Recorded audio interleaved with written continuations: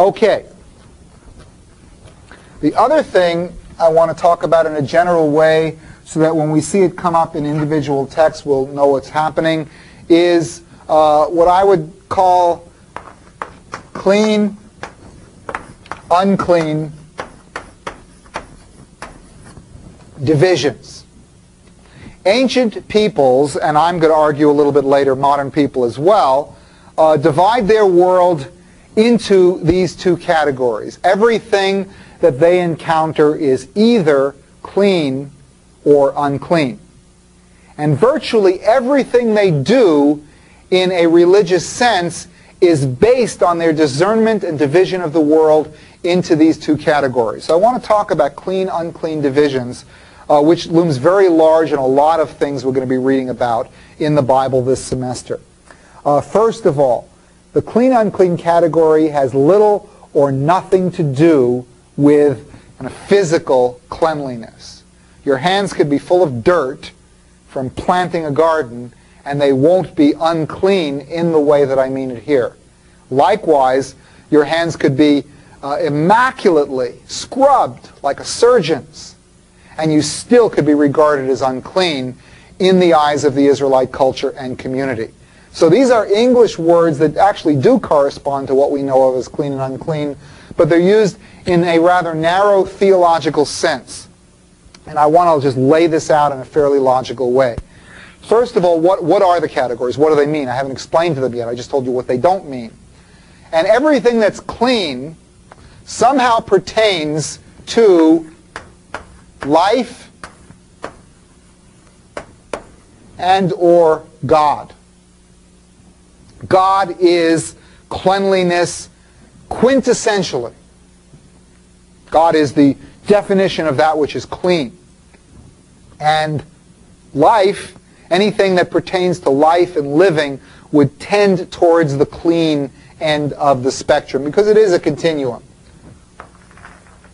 What's unclean? Now, you just want to pick the opposites of this, but be careful, because the opposite of God in this historical period is not Satan or the devil.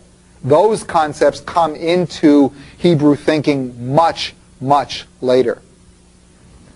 Or of course, when they do come into the thinking, then yes, indeed, the devil would be the height of uncleanness. And in the New Testament, the evil spirits that take over and possess individuals in the Gospels are called in Greek unclean spirits for just that reason. But on the unclean side, we'll talk about anything having to do with death, or anything having to do, well, I guess death would work, but I want to put rot. Just anything that's broken, destroyed, smelly. Now let's talk in more detail, more specific detail, what kind of things constitute clean and unclean in their world. And really, everything is defined from death and from rot. Everything is defined from the perspective of the unclean. So we have certainly dead things. If you touch an animal that's dead, it renders you unclean.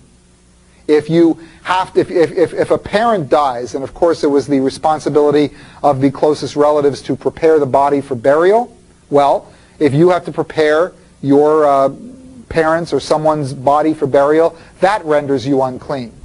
In addition, kind of rotten,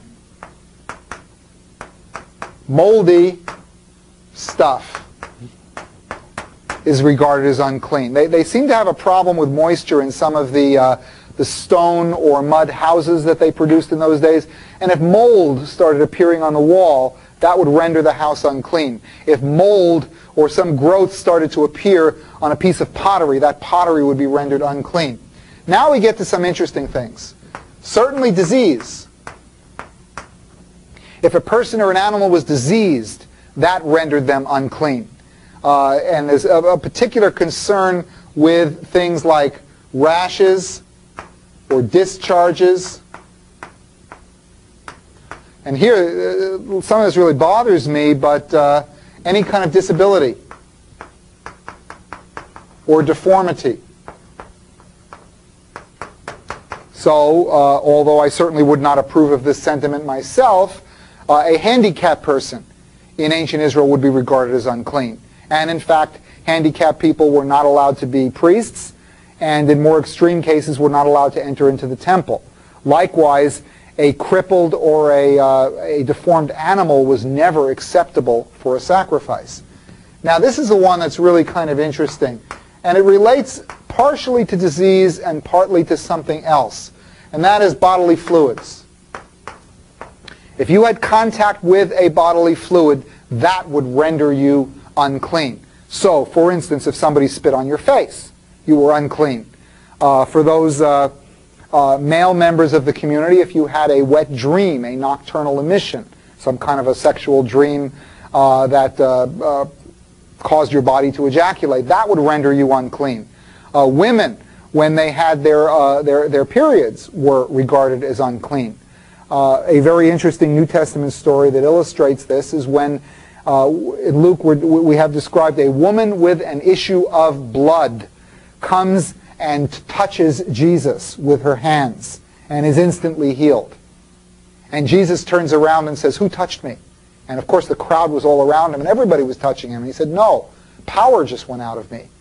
And the woman is horribly embarrassed, and she confesses that she touched him and that she had this infirmity and he'd healed her. Now, unless you understand the clean-unclean laws, all the dynamics of that transaction don't make any sense to you.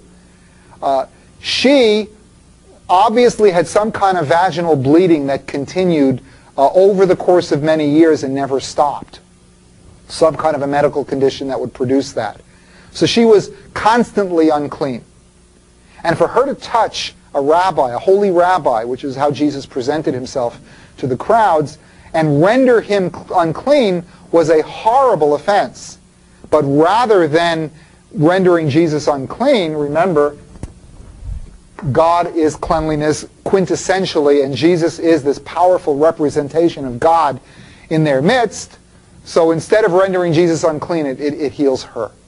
It's a very dramatic story. Likewise, a man with leprosy, remember disease, skin disease, leprosy, a hideous and degenerative skin disease. A leper comes up to Jesus and says, "Lord, if you're willing, you can heal me." And Jesus doesn't only say anything, he reaches out and touches the man, which puts him at great risk to be rendered unclean. In fact, he would be rendered unclean by Hebrew law. And instead, he says, "I'm willing, be clean." He touches the man, and the man is well. And then he sends him on his way. So what we have here is, I was going to say the other reason for bodily fluids. I think in the case of menstrual blood, which is not really a blood of illness, I think it has something to do with a fundamental kind of skittishness of ancient patriarchal cultures against women and female sexuality. At least that's my theory. We could talk about that more in a different venue. Notice I don't have anything here, because whatever's here is the opposite of what's here. Live things, healthy things, whole things, things that are where they belong. So spit belongs in your mouth, and blood belongs in your blood vessels, and pus and white corpuscles belong flowing through your body and your lymph nodes. And all that, as long as where they belong, it's okay. But when they start to be where they don't belong, they render unclean. Important question. Which is more important, or which is more powerful, clean or unclean? And because you see God on the clean side, you obviously think clean is more important, but in fact you would be wrong. Unclean is more important.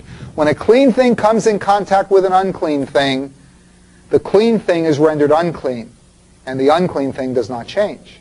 It's kind of like when I was a kid in grade school, and the boys would decide, or actually anybody would do this, some of the students would decide that one or another person or group had the cooties. And I'm embarrassed to say that it wasn't until about 5 or 6 years ago that I actually knew what cooties were. I just thought it was some kind of a magical influence that made you didn't want to. And then anybody that had the cooties that touched somebody else, then the other person had the cooties. Cooties are head lice. I didn't know that. And they really can be transferred through touch. But that's not what we were talking about. We were talking about some kind of a miasmic influence. And sometimes we would say girls have the cooties.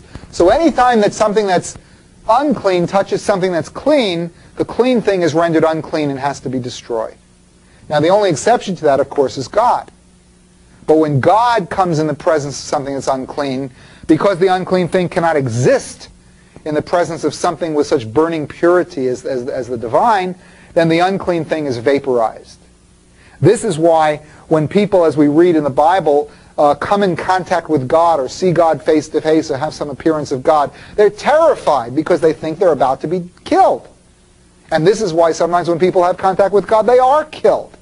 It's because of, but anything else that's clean, that touches something that's unclean, it renders them unclean. The unclean is more powerful than the clean.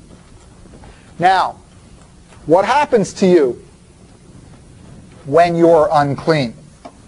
And here we have a whole kind of a host of symptoms. On the one hand, we could see that a person who's unclean will have bad luck. Things will tend to happen to them. We use the word a jinx or a Jonah.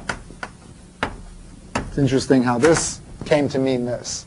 So one of the things that happens to you when you're unclean is just bad things will start happening to you. You're out of the protection. You're somehow at odds with the way the universe is supposed to work. Another thing that would happen is you can get sick.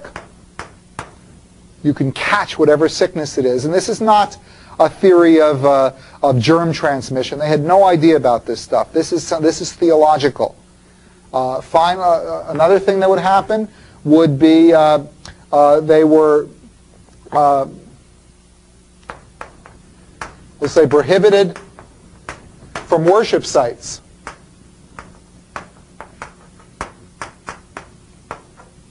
They could not offer sacrifice or worship Yahweh. Let's see, is there anything I've left out here? It's just an idea that being clean is under an umbrella of protection. And when you're rendered unclean, you're pushed out from that umbrella. So what happens when something is clean? Because there are things that you have to do. Some contact with uncleanness is inevitable. And by the way, I probably should have said on that list that sin, transgression of the law of Yahweh, will on occasion render one unclean. So being guilty of a crime or a sin, like murder, renders you unclean. And in fact, if that's not dealt with in some way, then the entire land becomes unclean from the murder. And then all the things I said about the individual will happen to the land. There's one case where when Joshua was leading the Israelite troops into battle, and one of the soldiers hid some of the booty, some of the loot, and kept it for himself. It was all supposed to be for Yahweh. And that rendered the whole nation of Israel unclean because he kept it a secret. And all of a sudden they started losing battles. They didn't know what happened. So finally they inquired of an oracle, and they found out that one of their members had hidden something, and they found out who it was, and they took care of it. So that's the question now, is how do you take care of it? And the most obvious way to take care of it is through destruction. You keep the uncleanness from spreading by destroying it or killing it if it's something alive. And in the case of this greedy soldier, both he and his entire family were executed. And that's the way they took care of the uncleanness, and then Israel started winning battles again. But you don't always want to, what if you have to bury your mother, for God's sake, and you have to touch her, you have to take care of her, and then you're unclean. They're not going to kill you. So there are other things to do. Some kinds of uncleanness are relatively unimportant, and they're taken care of through the passage of time. Some things just get better. Healing. So certain things happen to you, like when a woman has a period or when she gives birth to a child, and it says they're unclean for so many weeks, and then it goes away. Somebody's unclean because they have some kind of a skin disease. The skin disease gets better, taken away. Other things through ceremonial washing.